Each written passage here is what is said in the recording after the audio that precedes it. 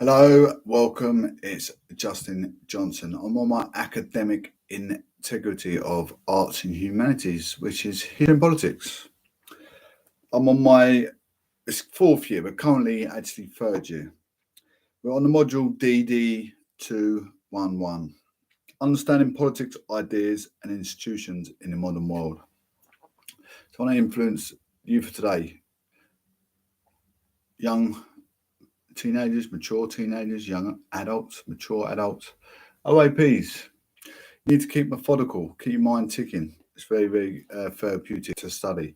Always reference your reading. Always reference your reading.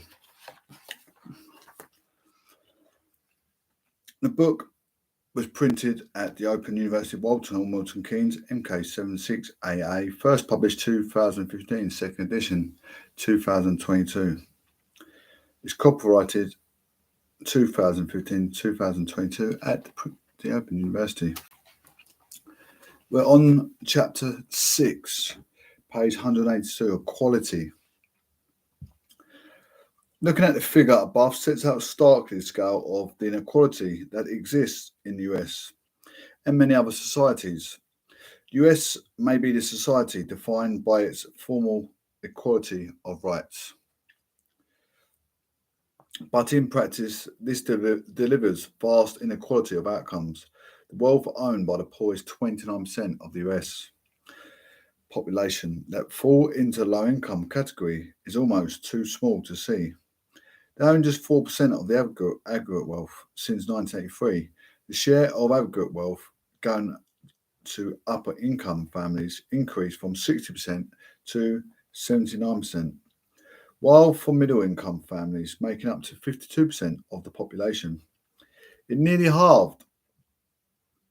Power Research Centre 2020 know that aggregate family wealth differs from aggregate income in the figure, in that the former is a total of all incomes in an economy, while the latter includes a total amount of family wealth held in a society, including assets, savings and property.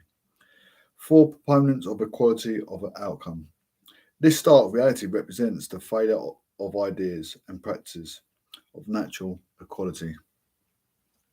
Formal equality and equality of opportunity to bring about the meaningful, fairer society. Page 183. Chapter 6, 5.1, Absolute Equality of Outcome. But what would a society based on equality of outcome look like? How should resources be shared out? The hard position of equality of outcome argues for a radical approach to bringing about equality. Here is a case put forward in the Manifesto of Equality by Francois Noël Babeuf with civilian Martial in 1796. No more individual ownership of land. The land belongs to nobody. Why we lay claim to, we demand, common enjoyment of the fruits of earth. These fruits exist for all. Let there be no differences between human beings other than age and sex. Babeuf and Martial. That's quite significant. This is certainly a changing idea. Can you imagine a society where there are no differences between people other than age and sex? A society where no one is able to buy and sell property. Is this really possible? Babeuf was writing in the midst of the revolution in France at the end of the 18th century. His radical aim was to establish communism, a society where private property is abolished and held in common for all. His radicalism earned him an appointment with the guillotine, and he was beheaded at the age of 37. But his ideas influenced the leading proponent of communism, the 19th century political economist Karl Marx, whose famous Communist Manifesto of 1848, written with Friedrich Engels, was in part inspired by Babeuf. The impact of Marx's ideas upon the course of 20th century history was profound. It should be noted here that Marx himself was critical of concepts such as liberty and equality in general. Marx claimed that such ideas were distractions used by ruling class to memorise those whom they oppressed into believing that their exploitation was just, fair and normal. He especially rejected the idea of formal equality before the law, which he regarded as a mechanism by which the rich defended their property interests. For Marx, society can only be understood in terms of the practical relationship between members of society embodied in unequal access to resources and rewards. He argued that these resources should flow from each according to his ability, to each according to his needs. Marx, 1875. Even though Marx rejected the idea of equality as a moral and political aim, his ideas proved to be very influential upon those who have sought to bring about equality of outcome in practice, particularly in many communist societies in the 20th century. For communists, what is at stake here isn't simply an argument about the justice or efficiency of an economic and political system. The intention is to restore humanity to its true nature and full potential of cooperation. According to this view, exploitation expressed brutally in poor working conditions and low pay detaches humanity from its trust nature, because the worker is merely an instrument for someone else's profit. As a result, communists argue that workers will come to realise that the nature of oppression and overflow the system of private property. It is not only the workers who suffer, for the owners of property are also separated from their true nature is an exploitive society. They live in fear of the workers and simply accumulate wealth. In a meaningless and soulless fashion, under communism, it is claimed people will return into their true nature, the nature that they have been estranged from in an exploitative, unequal society. Marx's ideas proved to be highly influential, and by the early 1980s, around 1/3 of the world's population lived under a political system that proclaimed itself to be communist, with private property often abolished, and this means of production, such as industrial and architectural production, and menaced by the state rather than private individuals. However, since the collapse of the most communist regimes in late 1980s, the influence of this hard version of equality of outcome has worn dramatically. Yet the problem of income inequality across developing and developed countries remains persistent and growing. Addressing economic inequality. A soft approach to equality of outcome focuses on overcoming economic inequalities. Proponents, generally social democrats on the left of the political spectrum, are keen supporters of the welfare systems found in many Western societies, particularly in Europe, whereas advocates of equality of opportunity also argue for redistribution of resources via welfare, education, training, or regional investment in infrastructure. They do so in order to level the playing field, or to level up. To borrow Boris Johnson's catchphrase, society's Democrats, on the other hand, argue for a greater quality outcome as an end in itself. Whilst the welfare model of redistribution of wealth via mechanisms such as unemployment benefits, pensions, and child benefits has been challenged in ideological terms over the past 40 years, in practical terms, the welfare states of many European countries still appear to be largely intact. What is perhaps evident? Notice that there is little political enthusiasm for a reinvigoration of this approach as a way of reaching greater equality of outcome. In response, some advocates of wealth redistribution have taken up other ideas to suggest possible new routes forward for equality of outcome in the 21st century. A new approach to addressing economic inequalities as is gaining traction is the idea of universal basic income, UBI. This idea lays out the case of sustainable guaranteed income for all the individuals via the redistribution of tax returns. A new approach to addressing economic inequalities that is gaining traction is the idea of universal basic income, UBI. The idea lays out the case for sustainable guaranteed income for all individuals via the redistribution of tax returns. The claim that it is a UBI would not only tackle inequality but also lead to other positive social benefits such as more fulfillment from work, less worry about basic survival, and strengthening of democracy. There have been many basic income experiments and initiatives around the world, including the US, Canada, Finland, Kenya, Spain, Germany, the Netherlands, and Iran. Most have been small scale, involving a select number of participants, usually unemployed, or piloted in certain cities or regions. Yet initial results have been positive. A UNICEF, United Nations Children Fund, funded study of UBI grants as a means of changing extreme poverty in Madhya Pradesh. India found that a series of positive outcomes ensued, such as education and health benefits and the establishment of food markets in place of ration shops. Stand in 2013, the UBI experiment in Finland in 2017 found that payments improved participants' mental health and encouraged them to seek full-time work. Hard 2019, in 2020, during the COVID-19 pandemic, the US paid out unconditional stimulus checks that lifted 11.7 million people out of poverty. One criticism made of the UBI is that it might lead to an exploitation of hard-working taxpayers who work to fund the lifestyles of those who wish not to work. However, contrary to such expectations, the payment of basic income didn't remove the motivation to work in a Madhya Pradesh study. In fact, paid labour increased over the course of the pilot study.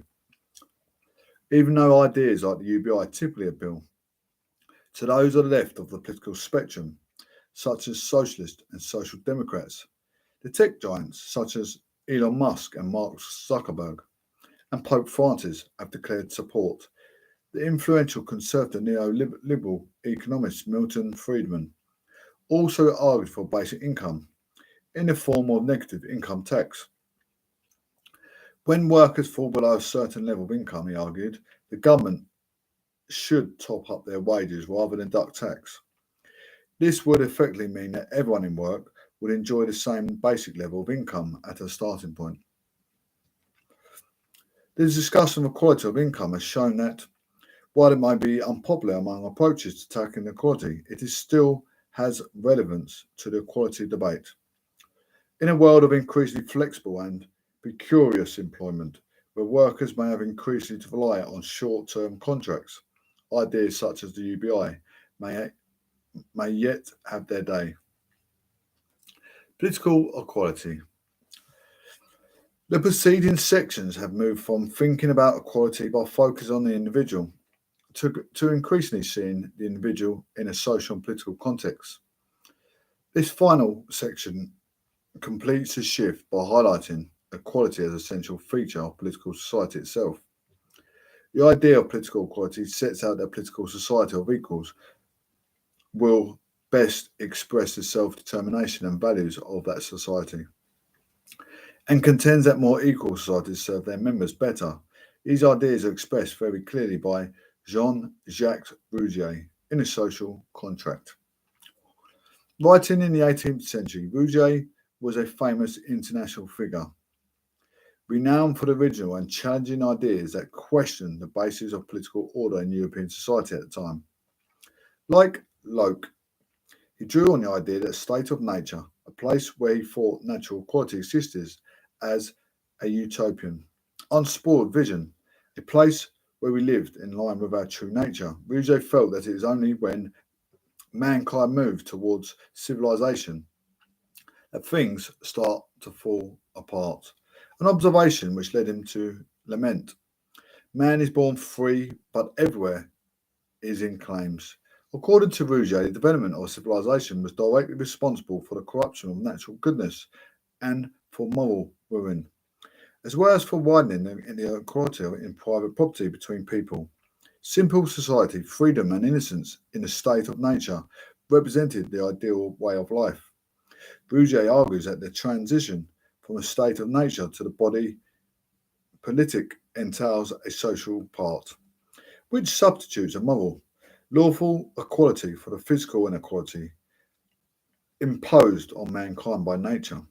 From being unequal in strength and intelligence, men become equal by social contract and by right, says Rougier.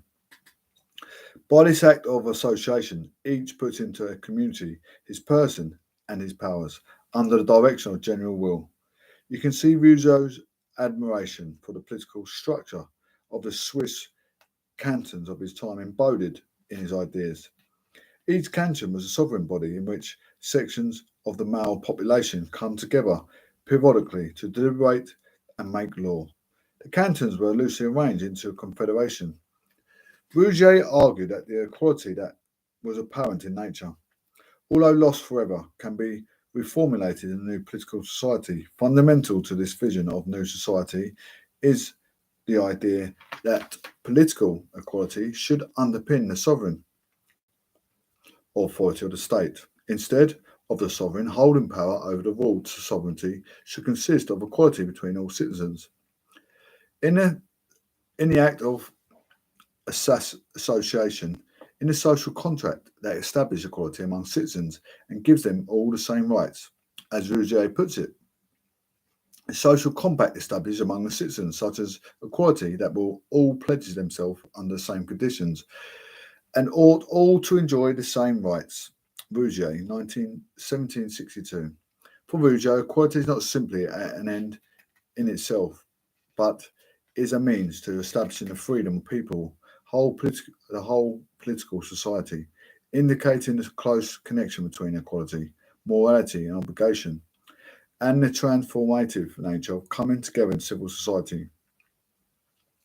Rougier maintains that commitments which bind us to the social body are obligatory only because they are mutual. Rougier, 1762. In contrast, he argues that when laws are obeyed simply because of the exercise of force by a powerful sovereign over his people, such laws have no moral basis. Rougier regards the right of the people of equals to be a principle that comes before the establishment of government, arguing that the right of people and their freedom is therefore superior to the government. The foundation of popular sovereignty originates from the unity of people themselves. For Rougier, the individual is morally formed only by making a role in the sovereign body and by participating in formation of general will. Its definition of common good embodied in practical laws. Rougier puts before us the vision of public sphere of equal citizens and activity engaged in particular sovereignty by collectively enacting their general will in the name of the common good. Every authentic law making act the general will joins together and favours all citizens equally, so that the sovereign recognises only the whole body of the nation and makes no distinction between any of the members of the whole who compose it. Rougier has a very strong sense of the importance of all citizens having an active public duty. He argues that people can only be properly free if they are participating in public life. That to be free means to live under laws that they have participated in creating. For Rougier, freedom does not mean personal freedom to whatever you want. Indeed, he argues that just following one's appetites does not make you free, but makes you a slave to those appetites.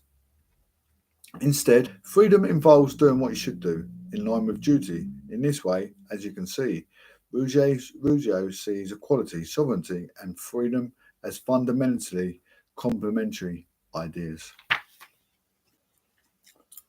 Page 191. The conclusion of Chapter 6.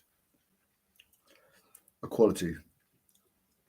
This chapter has shown that equality is a rich and complex political concept. We have surveyed some of the key approaches to the debates about equality and have seen that different interpretations of equality place it is in different political contexts and different sets of social relations. There is no simple answer to the question of equality of what. How far should we extend the idea of equality? The sources of egalitarian concern are potentially endless. Equality of gender, race, sexuality, disability, and age are all now very much on the agenda. But what about inequalities between states, for instance, between wealthy developed nations and poor developing countries? On the plus side, this trend towards greater equality can be regarded as a progressive and enlightened one. On the other side, it might be regarded as threatening for equality to encroach into spheres in life that challenge individuals' freedom, such as into the choices that individuals make in businesses regarding who to employ, or about how much of your income should be deducted in tax in order to redistribute to others in the name of equality. The five meanings of equality that have been identified: natural equality, formal equality, equality of opportunity, equality of outcome, and political equality emphasize different understandings of the concept. These meanings move from emphasize upon the qualities that might belong to individuals through to meanings which emphasize that a political community of equals best express the self-determination and values of society. The movement maps very roughly onto the political spectrum from the far right to left, from conservative through to socialist. The distinct interpretations of generally identifiable by the differences and focus placed upon legal, social, economic, and political expressions of equality and inequality. Conservatives and some liberals favour a legal form of equality, largely consisting of a non-intervention. Other liberals look to bring about more equal start in the race of life. Socialists and communists look to take positive action to bring about more equal social, economic, and political outcomes. While equality is in principle supported across the range of contemporary political ideologies, different perspectives interpret its meanings and implications in very different ways. That's page 190. Chapter 7, Power, by Andy O'Kane, Rhea Brock Hovenick, and Dan Taylor. Introduction. Power is a central concept in both the study and the practice of politics. When studying politics, we are always studying power, and so it is imperative that we appreciate the complex ways in which this concept is used and understood. Most people would concede that it is better to have power than to be powerless. But what does it mean to say that someone is in power or has power? Perhaps power is tangible, identifiable thing, the property of individuals or groups of people, akin to a possession. Assuming power can be identified, we might consider how power can be shaped, controlled, or harnessed. Perhaps, or even greater concern is the question of how power impacts upon us, for instance. Do I have the power to decide which school my child attends? Do I have the power to buy my own house? Do I have the power to decide who governs me? Bertrand Russell famously defined power as the production of intended effects. Others contended that power is relational, that one cannot have power in a vacuum, but only in relation to someone else. Some point to pessimistic understandings of power, such as Lord Acton's famous aphorism: "A power tends to corrupt. Absolute power corrupts absolutely." Others note that the potential of power to bring about positive outcomes, such as overcoming oppression. Power is often talked about in terms of its operation. Indeed, the word, in its original meaning, emphasizes an ability, making its concept inextricably linked with its exercise of power over. But power can only also be said to exist as a capacity, as in a potential power to achieve some outcome. Traditionally, the study power in politics has focused on the institutions of the nation state, especially political figures that inhabit these institutions and the manner and means in which they exercise power over us. Prime ministers and presidents, and parliaments and executive branches of government are clearly identified as powerful political actors and officers. More contemporary studies focus on the idea that power is also present, perhaps even more significantly present, working at the level of routine and everyday activities. Power might be identified in dominant ideas of what constitutes a healthy lifestyle, what makes a person attractive or successful in their career, or in commonly held understandings regarding the correct way to bring up children. As you already see, there is no more than one way that the concept of power can be approached. Power is a useful category for political scientists, but it can also be more a source of a disagreement among them. For instance, there are different views about whether the UK Prime Minister or the US President wields more power within their political system. There is a disagreement too about the extent to which dominant social values and influential corporations translate into political power. This chapter will first look at how power can be enabled and constrained by institutions of government, and then consider some key understandings of debates around power. Enabling and constraining power. Power makes things happen. It can destroy, it can bring things being, and it can help maintain the status quo. Power is not simply strength, as a strength found in a number of people collecting together, or the mental or physical strength of particular people. Though these are important, power is not simply ideas, though these are necessary. For power to function most effectively, in no longer term, it needs to be channeled through an infrastructure of power. A lightning strike might contain a large amount of electrical power, enough to illuminate a bulb in your home for 6 months, perhaps. But a lightning strike is of little practical use when it comes to lighting your home, when it is needed as an infrastructure of power that can generate and distribute the energy over time where it is needed.